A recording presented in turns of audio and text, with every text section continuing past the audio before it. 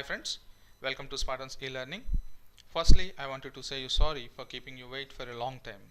Actually, this course is supposed to be launched a long time back, but then, as I told you on several occasions, I was quite occupied with several projects. So that is the reason why I couldn't get time to make this course. But then, on this October 15th, I am going to roll out this course. Now, let me introduce to the topics in this course and the way I am going to teach and what you are getting out of this course. There are around 20 chapters in this particular arithmetic course. Now, as you know, this arithmetic course covers 25% of your quantitative section. But the way you learn this course, the techniques you learn and the process you learn in this course will not only help you in arithmetic, but it will help you in overall quantitative section. The methodology I use to teach this arithmetic course will definitely help you to crack the questions in less time. Primarily, the focus of this course is only on concept, right? I won't be taking any questions from any of the standard books in GRE, like not from ETS, not from Barron's, not from Kaplan, none of these books, right? The questions are completely different, but very conceptually woven questions, right? Those questions are conceptually filled. So what you have to do is learn the course properly, learn the concept properly, and then you can take any of the book in the market, right? Whatever book is available in the market you can take, and I'm pretty sure you will be able to solve the questions orally itself, because you will be learning to solve the questions without any formula, right? Now, when can you solve a question without a formula? It's simple when you understand the question, right? When you understand the language. So basically we will be dealing with understanding the language properly, and then we will be solving the question orally itself, and we will be solving the question without any formula. Initially you may feel bit different. Initially you may feel you will see the difference from the day one itself, right? So initially, even though if you are discomfort, but then slowly, within I guarantee you, within a week or within 7 sessions, you will feel very much comfortable, and I'm pretty sure you'll fall in love with solving maths questions. The reason being is simple: you won't be using any formula. There is nothing to memorize in arithmetic part, especially, right? So zero formula approach, completely 100% concept oriented.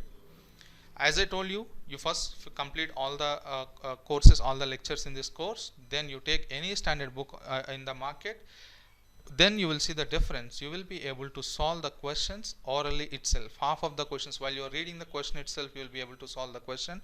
At least 80% of the question will be solved, and very rarely you will be using your pen, right?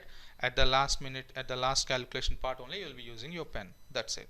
And definitely after completing this course, I can guarantee you will have an edge over others, right? The reason being is again very simple. We will be solving the questions conceptually.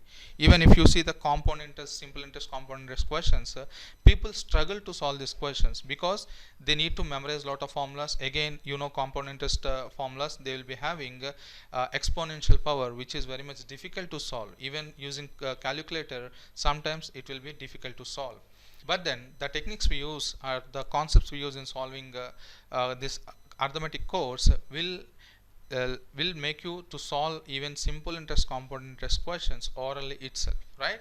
You will see that shortly. Now, here we have 20 chapters. So firstly, I will explain you the question, the concept. So question and the concept will go hand in hand.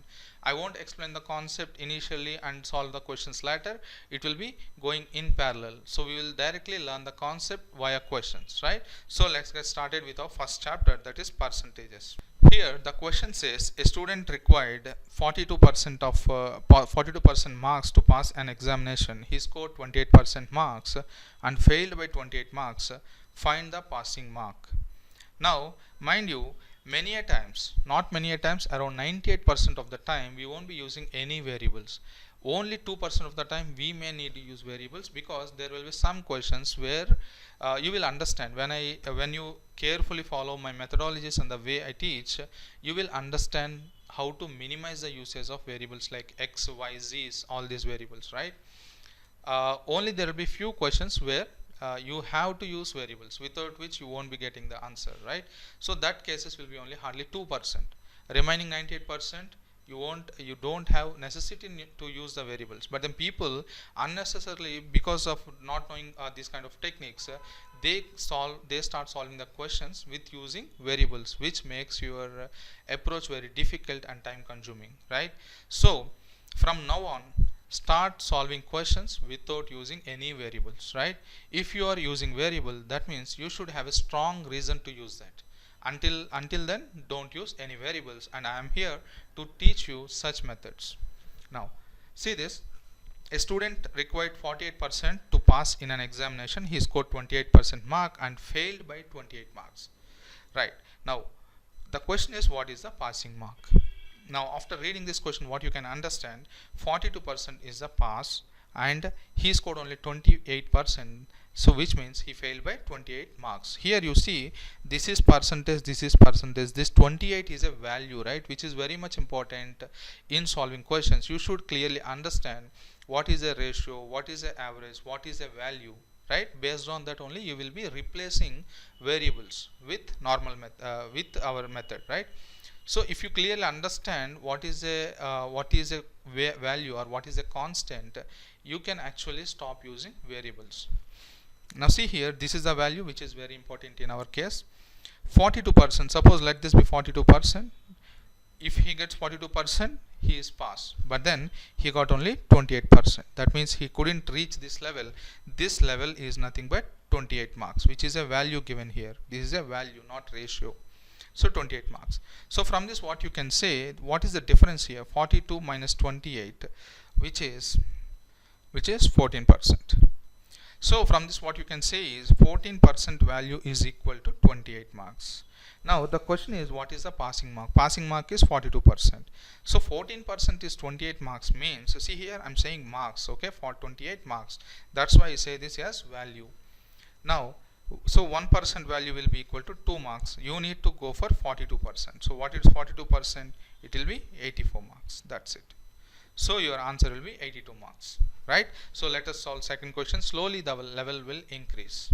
Now let us solve the second question. The question says, a student got 20% marks and failed by 30 marks. Another student got 32 marks, 32% marks and scored 42 marks more than the passing mark. Find the passing mark in an examination. So firstly, you need to understand the question properly. He says a student got 20% mark and failed by 30 marks. So let us assume this is the passing mark level, okay? Now he got 20% and failed by 30 marks. So let us assume he got only 20%. So to get pass marks, how much he is lacking? 30 marks, right? So this difference will be 30 marks. Now another student got 32% marks and scored 42 marks more than the passing marks. So the line will be here. It is 32% and he scored 42 marks more than the passing mark. This is 42 marks. Now you can see the difference here. What is the difference between 32 and 20? It is 12%. And this is the percentage and this is the value. What is the value here? 30 marks plus 42 means 72 marks. So from this you can say 12% is equivalent to 72 marks. This symbol is nothing but equivalent, okay? So 1% will be equivalent to 6 marks. Now the question is, find the passing mark in an examination. Now you don't know what is the passing mark, right? You have to find that. Now see here, 1% is 6 marks means what will be 20%? 20% will be, so from 1 you have to get 20 means you need to multiply 1 with 20. So here also you have to multiply 6 with 20, right? So it will be 120 marks. That means 20% means it is 120 marks. If a student gets 120 marks, he is failing by 30 marks. That means what is the passing mark? It will be 120 plus 30, which is 150. Right? That's it. So 150 is your answer. Now again, slowly you will learn the techniques to solve the questions orally itself. So if you want to solve this question, see here, after completing at least 7 to 10 sessions of this arithmetic course, you will be able to solve the questions orally itself while reading the question. Okay, suppose the way I solve this question is, whenever I'm reading the question, a student got 20% mark, failed by 30 marks. Okay, and the student 32% marks, 42 more than passing marks. Here itself I can clearly see, I can clearly visualize this picture. So in my exam, what I will do is I will directly write this step. 12% is equivalent to 72. That's it. Okay, so 1% is 6, so 20% is 120, 120 plus 30, 150. So this question is orally solvable, and hardly it takes 30 seconds to solve this question. That's it, right?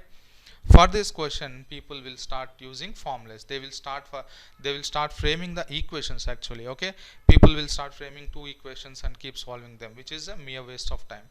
30 seconds question, you should not take more than 30 seconds. That's it. Okay, now let us solve our next question. The question says A, B, C scores 28%, 36%, 53% in an examination respectively. B and C passed the examination, but A failed. One of them passed by 33 marks and A failed by 17 marks.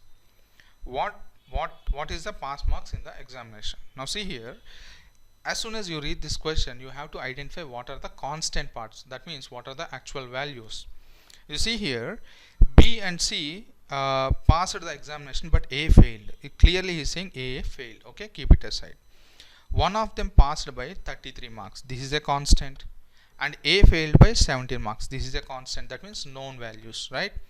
Now what is the pass mark in an examination? So let us take a line here.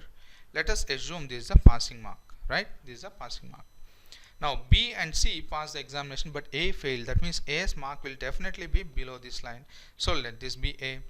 And he says one of them passed by 33 marks. So as B and C passed the examination, the line of B and C will be above passing mark, right? So I can take, he says B is this one, C is this much, right? So let this be B and let this be C. Fine, done. Now he says A failed by 17 marks. So what is the gap here?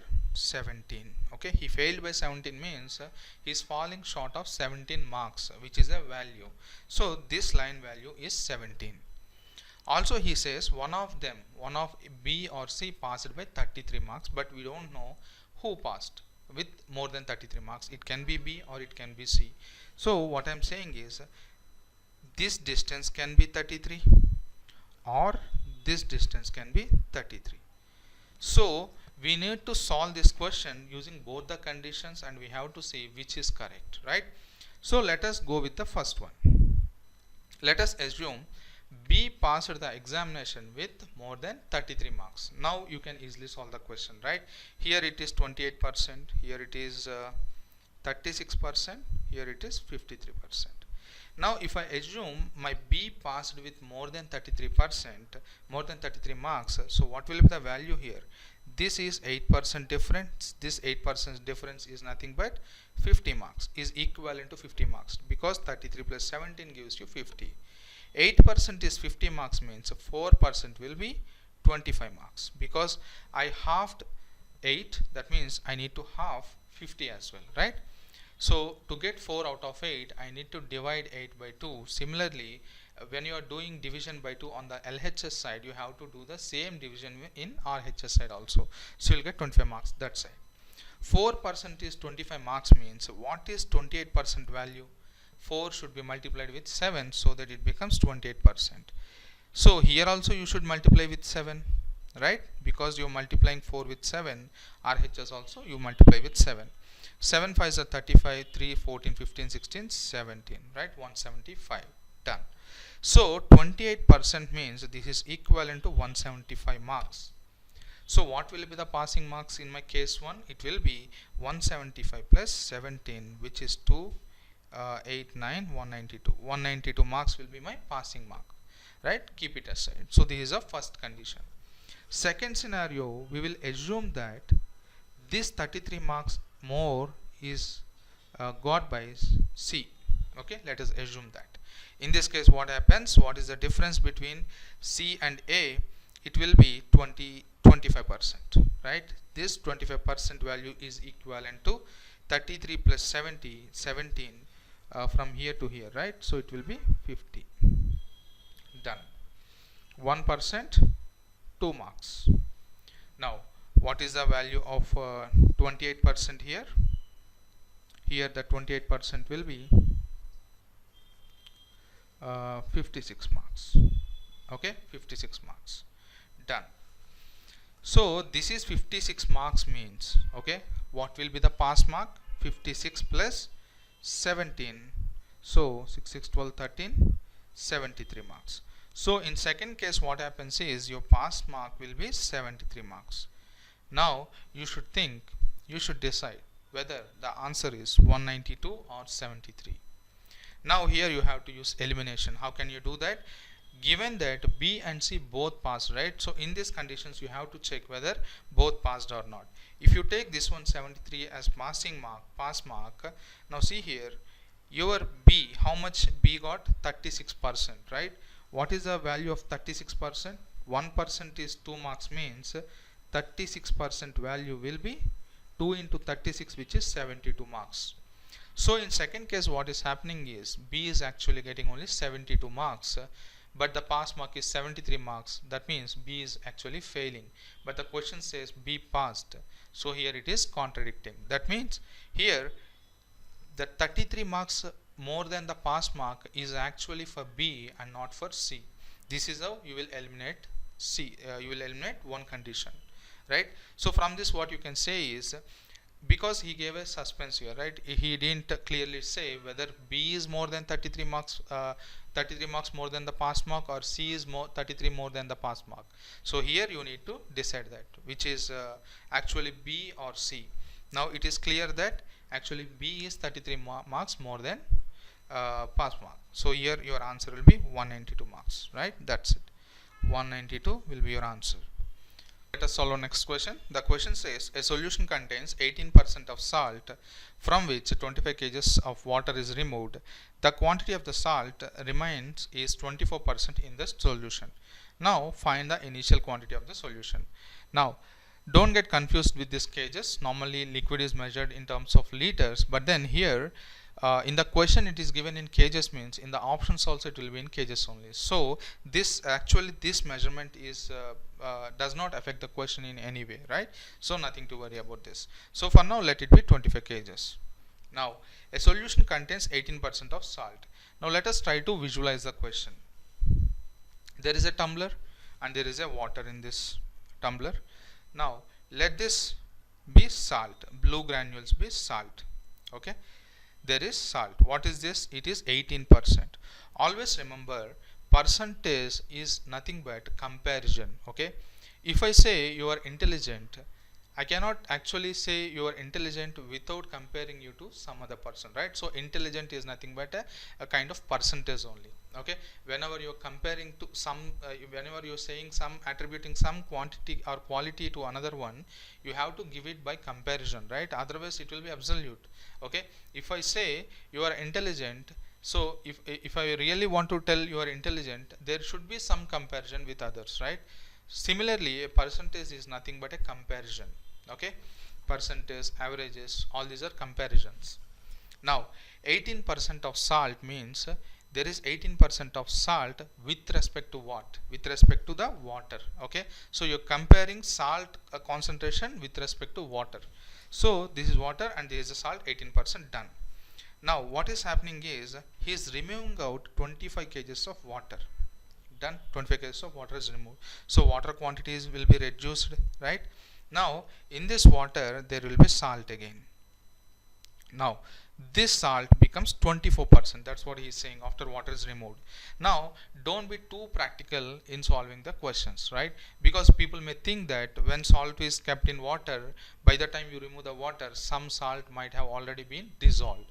So if that is the case, there won't we cannot solve this question. The purpose of the intention of making this question goes wrong, right? So if you think that the salt is dissolved by the time you remove the water, the question goes wrong. So you cannot solve this question, right? So that's why don't be too practical. Even in time and distance, all these questions you will see that when we solve those questions, I will tell you where not to be too much practical, right? Now here one more important thing is, always to solve a question without using any formula, you need to identify the constants. Now what is constant here? Salt is constant. Earlier, because until unless it is mentioned in the question that salt is dissolved, you cannot assume that salt is dissolved. Practically it will get dissolved, but while solving the questions, don't be too much practical. You have to go by the sense of the question, right? You should not make the question, you should not invalidate this question by being too much practical. Okay, now here, since water is only removed, salt remains constant. Okay, that is a concept here. Now see here, you have to identify constants in any question. As and when you are reading the question, first of all, your focus should be on identifying the constants, because the constants will help you to solve the question. Okay, you have to catch the constant and solve and start your approach. Now 18%, the first thing is, what is percentage? It is nothing but comparison. So you are comparing your salt with respect to water, okay, is 18%. Similarly, your salt with respect to the, not water, actually solution, the complete solution. So salt with respect to that solution is 24%. Now see here, when 25 kg of water is removed, obviously what happens is water quantity reduces, so your salt seems to be more. That's why it is 24%. Earlier it is 18% because water is more, salt quantity seems to be less. Now water has reduced, so salt quantity seems to be more. But in reality, the salt is one and the same in earlier case and the next case also. When you say in both cases salt is equal, that is nothing but we have to use equal symbol, right? So form the equation here. 18% of x. What is x here? X is nothing but the solution present here. So this is equal to 24% of the solution remaining. In the second case, it will be x minus 25. That's it. So this is the equation. So 18x is equal to 24x minus 24 into 25. Let us do that. 24 into 25. It will be 600. So this will be 6x is equal to 600, your x will be 100. That's it. So question done. So how can you solve this question? As and when you are reading the question, by the time you reach the end of the question, you should have already framed this equation. Okay. Now let me explain you one more concept here. Observe carefully. Now see this. Just think why the salt value has gone from 18 to 24. The salt is one and the same here, right? You are not touching the salt, but then salt percentage has increased from 18 to 24. Why it happened? Why? Because you removed water, which make the salt seem more. Correct? Because always percentage is a comparative value. Percentage is compared to the solution here. Percentage of salt is compared to the solution's percentage, right? Since the solution value decreased, salt value increased. So what you can see here is inverse proportion relation. If one is increasing, other is decreasing, means there is an inverse proportion. Similarly, if one is increasing, means if other entity also increases, that is a direct proportion. Now see here, your 18 percentage is becoming how much? 24%. Why is it happening? Because the other quantity, water, is reduced and salt value is increased. The salt percentage increased. Now see this. How can you make 18% as 24? How 18 can become 24? Okay. 18 can become 24 by multiplying 18 with 24 by 18. Agree? Right? You should not add or subtract. Okay. You have to go in terms of multiplication. This is where you get a concept called multiplication factor, which is what I will be using entire arithmetic course. Okay, this is a very important concept. Try to learn it, so you will start loving it slowly. 18 is becoming 24 by multiplying 18 with 24 by 18, right? They take the latest value, divide it by the old value, you will get the multiplication factor. 18, when you multiply with 24 by 18, what happens? This 18 and 18 gets cancelled and the remaining will be 24, right? So this 24 by 18 is nothing but multiplication factor.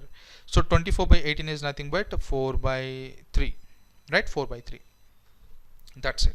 So this 4 by 3 has lot of prominence. This one number itself will tell you lot more information or the relation between 18 and 24. What it says is 18 and 24, when you see this 4 by 3, the relation between 18 and 24 is 4 by 3, means 24 is 33.33% more than 18. That is one information. Got it? Right. Similarly, see here, you can also say how much 18% is less than 24%. All this information you can get it from here, right? Now, so this 4 by 3 is there, done. This is 4 by 3 is the multiplication factor for salt. Now salt and water are dependent here. How they are dependent? Inversely dependent, right? So if salt increases, water decreases. If water decreases, salt increases. I mean salt proportion. Now water is earlier, I mean solution is earlier, it is x. Now what is the solution here? It will be x minus 25, correct? Now what is the relation between 18 and 24? It is into 4 by 3, correct? Into 4 by 3. Now what is the relation between x and x minus 25? It will be into 3 by 4. Why? Because they are inversely proportion. If salt and water are directly proportion, then you will multiply with 4 by 3 only. This multiplication factor will always gives you relation between any two entities, right? 18, 24, it gave you the relation. Similarly, it also tells the relation between x and x minus 25.